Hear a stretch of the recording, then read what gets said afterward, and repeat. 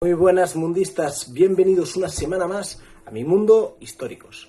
Hoy os hablaremos de uno de los mejores clubes a nivel nacional e internacional, que es el Fútbol Club Barcelona, equipo que actualmente juega en el estadio del Camp Nou, que tiene una capacidad aproximada de 99.300 espectadores y fue fundado en el año 1957.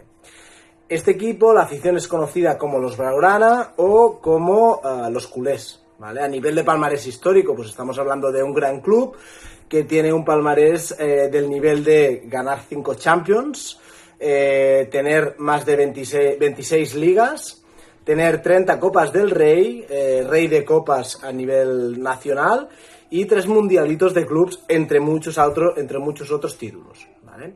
A nivel de leyendas, ostras, pues podemos hablar de jugadores de la talla de Andrés Iniesta, ¿no? que dio ese gol en Stamford Bridge, ¿no? Que dio pase a la final de la Champions.